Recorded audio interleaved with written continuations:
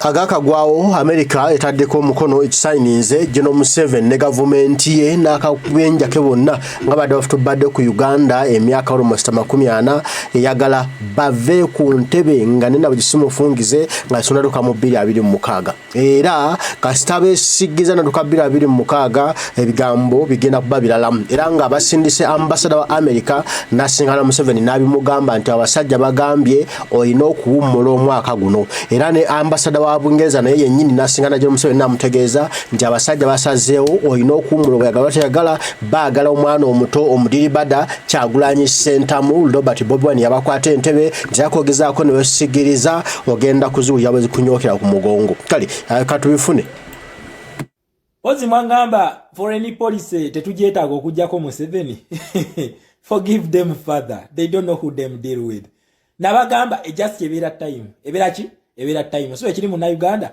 yes nabagamba it is going to be a mistake senga minister ya foreign affairs president ajikwata n'ajiwa omulala n'atajiwa shama wammwe Bannayuganda mwena iwe ku nguudo mwekalakaase kubanga revolution wali enoonya omuntu ategeera policies yabaleetera shama nabagamba nja kikola paka nga Museveni tumujjeeko okitegeera eno policy ya America nabagamba yefuga Africa yonna mulaba Donald Trump just gundi ze yataddewo Africa yonna evuddeyo yenyeenya ekyo kye bayita foreign policy American foreign policy yefuga ensi yonna ng'ogyeko ezo kazoke ziri mu communist states ate ne communist states zino nonno eziri wansi wa Russia ne China ezimu ziddukayo kwetaasa kubanga zifugibwa ba dictator naye nakugamba mu Uganda senga tunategera policy eno ne tugikozesa bulungi nga weyina okukola we don't have Museveni ekyo nkibabuulira we don't have Museveni tulabedde ba dictator bangi abagudde nga bagibwako foreign policies so mu Uganda embrace democracy and human rights senga munamanya engeri gyekolamu we don't have this dictator no more bano babadde nga azanya nabo komedi waabwe w'ebyobufuzi babesije baani baali bakimanyi nti foreign policies ezijjako Museveni baali bakimanyi naye nga babazanya teri mu Uganda kyolowoozaako kitakoleddwa ku Museveni ku mulembe gwe tekiriyo abantu balabye nga beekalakaasa abantu balonze emirundi n'emirundi lwaki Museveni abadde tanyenyezebwangako tulabye okwekalakaasa kwa kabaka kwali kw'amaanyi tulabye okwekalakaasa kungi nnyo lwaki Museveni abadde teyenyeenya waliwo epeesa eri in fact abiri epeesa ya 1894 n'epeesa ya 1962 libadde terikwatwangako omwana yali kutena replacinga yensonga lwaki Africa yonna eri ku bonkenke Uganda in general nagambye ebyange bikwatagana nnyo na Uganda tufunye ekibuuzo ku Bukedde TV nti mulowooza ku BBS nti mulowooza government ya Uganda esobola kukola ki okwetaasa envumbo ezagitereddwako America kakati ekibuuzo kino nze munna Uganda alina answer entuufu eyako era Museveni senga akikola Uganda yeeteredde akole kino kye baateesezzaako nkiddemu akole kino kye baateesezzaako weyasinkanye ambasada wa Bungereza ne ambasada wa America bye bayogeddeko byabaakolako byennyini ebyo wamala okubikolako Uganda egenda kutereera nzimba wa answer entuufu. This is the only answer and it is the right answer. Senga Museveni akola bino bibateesezzaako Uganda egenda kuwona akataabaga kegenzemu naye senga tabikola is going to face the wrath and it is going to sink like an idiot. Zizenga ebiri mu nsisinkano ku Ndagano Museveni nyinyi byewandiikidde ku mutwe gwa Twitter biraga nti today I hosted the British High Commissioner His Excellency Lisa Chesney at State House Entebbe. We discussed way to strengthen ties and advance mutual interests between Uganda and the United States of United Kingdom. Later I met with His Excellency William W. Pope, the United States Ambassador. Our discussion is focused on enhancing, promoting shared interest between both our countries.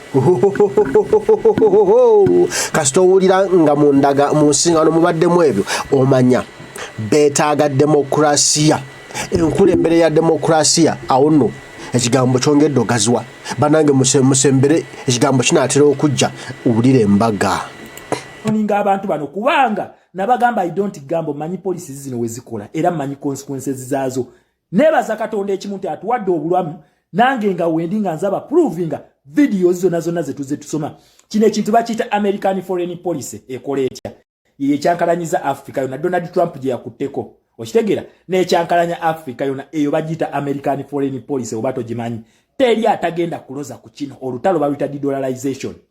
BRICS, the battle for African minerals, survival for the fittest. The West is back to colonize Africa again. Nuna kugambye gwe muna Uganda wala ba dictator akutawanya kyokola. Meeting eno Museveni yakugambye bayogedde ku shared interests za America ne Bungereza deni ne Uganda. Interest ziriezi edge ebakwasaganyaawo bagita democracy ne human right nkidamu. Museveni bayogeddeko ne ambassador wa America ne Bungereza omulundi ogumu. Shared interest bagita democracy na human rights wabula commercial interest za Bungereza na America. Uganda kyeyina okukola ku lwa America kubeera mu foreign policy ya America ne Bungereza gye bayita democracy na human rights nga weziyina okukola. Senga zigaana okukola Uganda ebemenye endagaano zino waliyo kubwa nabagamba waliyo kubwa. Zino meetings zemula Museveni najja na posting nga abasiriwaza. Nebiri byasinkana ba lobbyist ne bajja nabagamba simanyi bagenda kugira simanyi kumujjako sanctions nani tamongo bali babalimba. Bamubuuza sebo BRICS wajino namuki. Bibuzo byalina okutta kati. Kubanga BRICS emujja mu interest z'abantu bizino zayogerako. Era nabagamba nti wali red we yagamba democracy kitegeeza kalulu. Museveni tulino omuntu ala mu kalulu tumukuba kalulu akali free and fair. This is the good news I have. Zino muziraba. Twajja ne mbagamba ku musango gw'omweni omwaka oguwedde. Sagubagamba ne mbagamba guli postponed.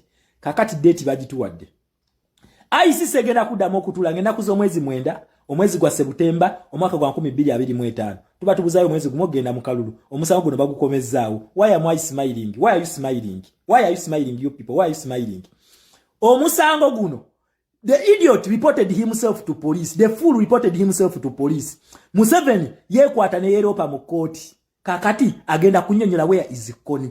Bakugambye bagenda kulya hearing in absentia of Joseph Kony. Tukimanyi nti Kony taliyo netu akamala okufuna UN report ekakasa report yezi bili nga zikakasa nti Joseph Kony ADF government ya Uganda yateekawo Kony taliyo. Kakati Museveni oba yali agala kakasaaki oba yali agala kakasaaki Katonda yamanyi. Museveni yagenda ku police ne Europa nga alopa Joseph Kony mweno case. Nabagamba omweni bamulina era bamutadde mu komera gyali.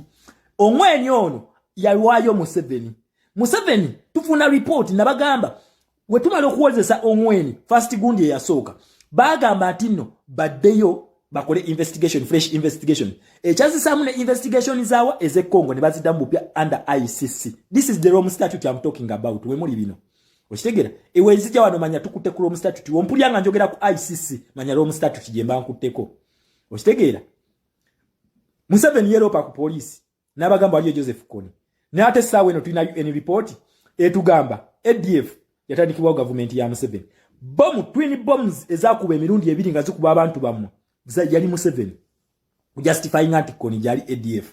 Era ebbanga lyonna abadde nga asiriwaza ensi nga bagamba nti n'okugenda e Congo yali agenze kulwanyisa ADF naye nga alimba. Is the real M23 in Congo? Whereas for the UN report says Museveni is Kony. Nobody mau. Kakati abantu ba northern. Tag for me Otim. I'm going to change this in English. And the other idiot who is an oldie fox. Otim, before you chase away Bobi Wine from northern Uganda, do you know that it is Museveni and nobody mau who had behind the killing of the people from northern Uganda? Do you know that ADF has never existed?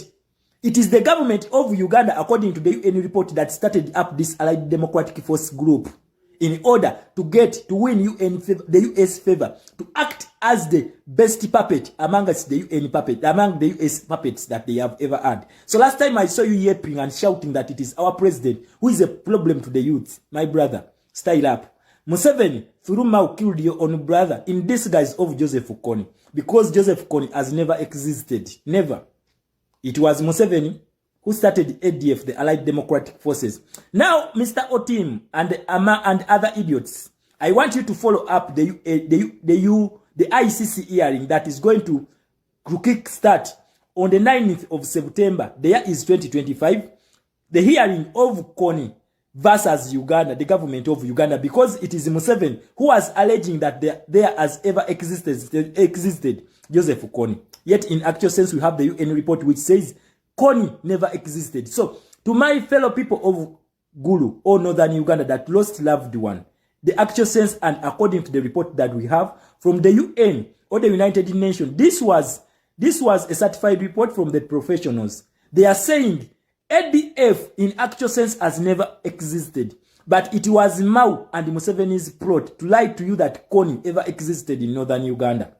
We have a report on that. So, people of northern Uganda, I want you to start following up. Your son Ongwen is in prison.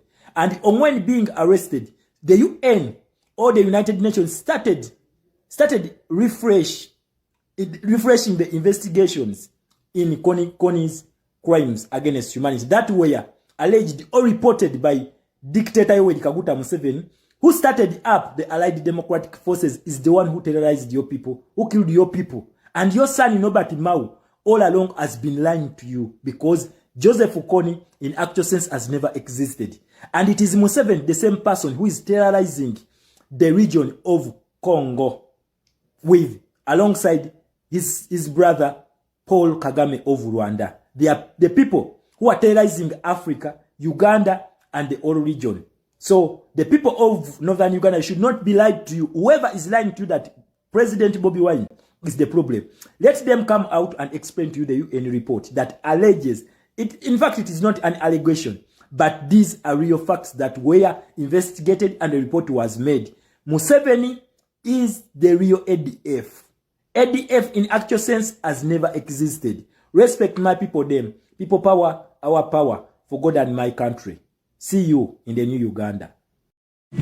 See you in the new Uganda. Zamulidde bulungi ebikolobero bya Museveni bazakula abasajja bamugwagwa mudda kakati nno endagaano zonna ziteeddwako emikono bagambe ekimala go kisusse obw'omulamuzi abasajja bamutegedde abadde ababbako ssente bulijjo nga babuzaabuza n'abba ssente zino simanya nwanisa bayeekera kumba ye muyeekera yateekawo abayeekera yessa abayeekera ali n'abba ssente n'aziwa abayeekera ate bamulwanyisa abayeekera ayongera okufuna ssente nnyingi ezirwanyisa abayeekera oba muntegedde kakati no baamuguddemu ebyo nno byakyagulanyi kubanga yajja n'alabisa omusajja n'amufungula abazungu nawe kumbe bulijjo no yasibayo ekidondi kyawuzi atubba bubbi kakati nno ale Trump ke yazze bigenda kuba birala beyagala no ne batiribosa twafunye Trump twawonye Biden twawonye Kamala kakati nno abakwatira ddala ku kinyusi